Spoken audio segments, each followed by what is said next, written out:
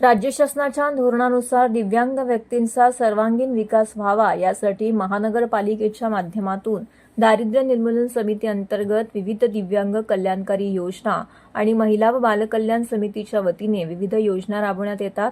मात्र गेल्या 2 वर्षापासून दिव्यांग व्यक्तींना देण्यात येणारी अनुदानाची रक्कम वितरित करण्यात आली नव्हती.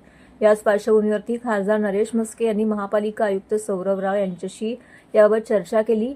सदरचे अनुदान लवकरच वितरित करण्यासंबंधीच्या कार्यवाही केली जाईल असे आयुक्तांनी या चर्चेमध्ये देखील नमूद केलं आहे.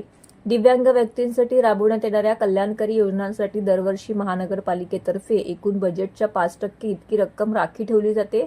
यामध्ये दिव्यांग व्यक्तींना स्वयंरोजगाराचे साधन उपलब्ध व्हावे यासाठी स्टॉलचे वाटप, दिव्यांग स्कूटर, दिव्यांग विद्यार्थ्यांना शिष्यवृत्ती, दिव्यांगांच्या व्यायामशाळा, परिवहन सेवेमध्ये 100% सवलत व बेरोजगार दिव्यांगांसाठी 24,000 रुपये इतकं अनुदान वितरित करण्यात येते.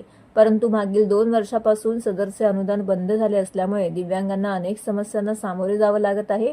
याबाबत धर्मवीर दिव्यांग सेनेच्या पदाधिकाऱ्यांनी खासदार नरेश म्हस्के यांनाबाबत निवेदन देखील दिले होते. नरेश म्हस्के यांनी ठाणे महानगरपालिकेमध्ये असताना या संदर्भात पाठपुरावा केला होता. याच अनुषंगाने एक बैठक पार पडली. या बैठकीमध्ये अतिरिक्त आयुक्त संदीप माळवी, अतिरिक्त आयुक्त 2 प्रशांत रोडे, धर्मवीर दिव्यांग सेनेचे अध्यक्ष गिरीश मेहरोल, सचिव शरद पवार आणि इतर पदाधिकारी सदस्य उपस्थित होते. खासदार नरेश म्हस्के यांनी दिव्यांग व्यक्तींसाठी पुढाकार घेऊन आयुक्त यांच्याशी चर्चा करून या बैठकीत दिव्यांगांच्या योजनांबाबत सकारात्मक निर्णय घेतल्याबद्दल दिव्यांग बांधवांनी सगळ्यांचे आभार व्यक्त केले आहेत.